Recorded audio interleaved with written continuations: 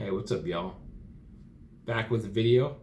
Today I wanted to put into physical context the concept of the stimulus and the response. So here I've drawn out a graph of level of emotional arousal versus time. And this is representative of the process that forms OCD. And in general, this is how most of us respond to a stimulus. So right here, this is our baseline emotional arousal level. Before the stimulus, we're here, and then after the stimulus, we experience an increase in level of emotional arousal till we get to this point up top here, where the emotions are so intense that it causes us to do a physical response to decrease our level of emotional arousal back to the baseline.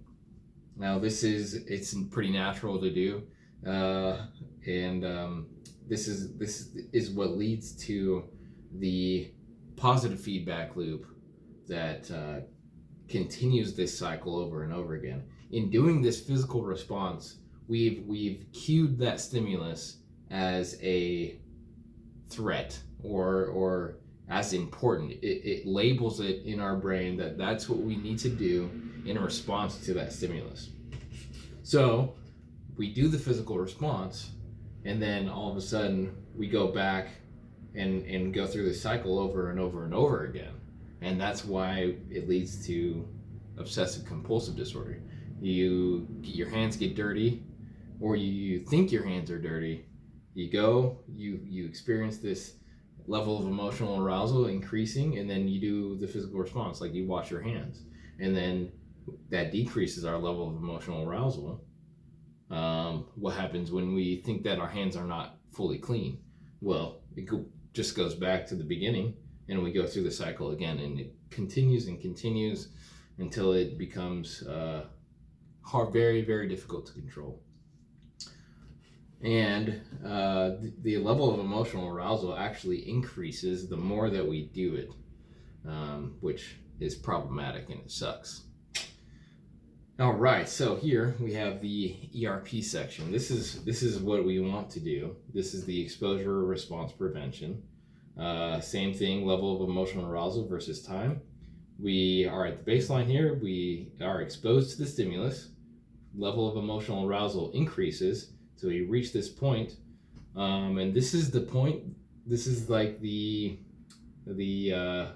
moment of the trials and tribulations. This is the point where we are facing down the stimulus, and we don't do any response to it. No matter how hard it gets, how hard it is, don't do the physical response.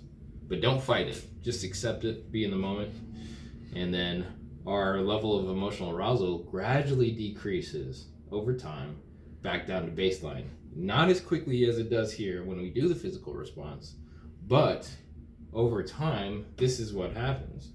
Our level of emotional arousal in response to the stimulus decreases and decreases and decreases until we're at this point where we are walking through the valley of the shadow of death without any fear.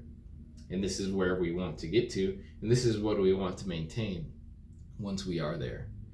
And because if we don't maintain this, we'll just slowly start ramping back up until we are at the same point that we were before, and that's what we don't want. So right here, we just maintain it. We continue walking without any fear, and we don't have any response to any stimuli. So yeah, there you have it. That's how our brains have evolved over time to respond to certain stimuli and to have emotional arousal that is so overwhelming that it causes us to do something to promote our survival. But in this day and age where we live in this society, we don't necessarily need to worry about our life or death situation just walking down the street. So this is what we want to do, and then we want to get down to this baseline point here where we have no fear. Anyway, hope you guys liked the video. Let me know what you guys think. Let me know if you want me to cover any other subjects, any other topics surrounding OCD, PTSD, anything like that. And we'll see you next time. Peace.